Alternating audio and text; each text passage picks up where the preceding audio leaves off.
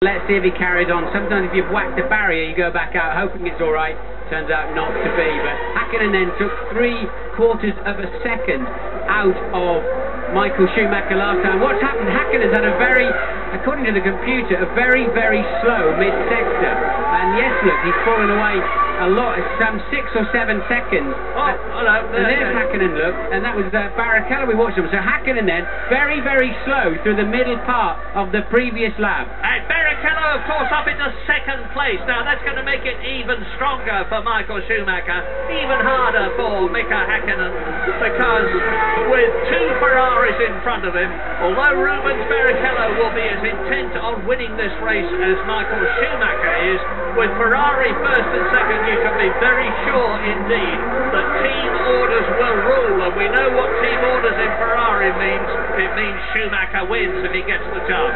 Well, Hakkinen was coasting out of the tunnel when we picked him up very late in his program. Whether he had some kind of ignition cut, we don't know, but he lost some 7 or 8 seconds in the middle of the previous lap, and that's why then Barrichello is up to P2, but he's 7 seconds behind Michael Schumacher. P2, place 2, lap 14, Schumacher, Barrichello, 7 seconds between them, Mika Hakkinen 2 seconds further back. It's turning out to be a black race for the grey and black Maclaren team. David Coulthard 17th, he's ahead of Marquez, he's still behind Benoldi, and Alonso in the Minardi is an excellent 15th. Panis in the pits again, so maybe I was right on that. He did whack the wall at some stage, but Hakkinen 5 seconds slower again in the mid part of the lap. So some kind of fuel problem, Murray, and we think Hakkinen has pulled out of the race. So Hakkinen out of the race, bad day so far for McLaren. Coulthard down the back, Hakkinen out. James, what can you tell us? Well, I'm down here, a complete surprise, his arrival in the pit. Steve Hallam, his chief engineer, was talking to him on the radio. Obviously something to do with the rear suspension. They look, he could try. He's hit the barrier, I think. Yes, that's... They were giving him a... And the engine's still running, so we don't possibly get... We're going to get him out of it again. I think he's okay to continue. But he's saying the car's not handling right, and let me tell you, you always, to the merest, finest degree, you know if the car's not right. So Hakkinen rejoins the track. They had a good old pull around on the suspension.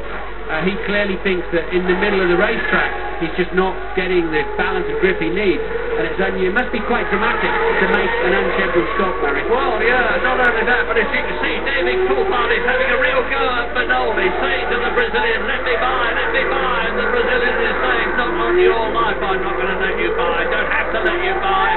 We are fighting for track position, and I'm going to gain it. And now Mika Hakkinen is behind David Coulthard as a result of that long stop and those 2 delays on the previous lap. Michael Schumacher and Barrichello first and second, and the place is changing there at the chicane with Kimi Raikkonen going. Raikkonen's got a problem. So past goes Benoldi and Coulthard then.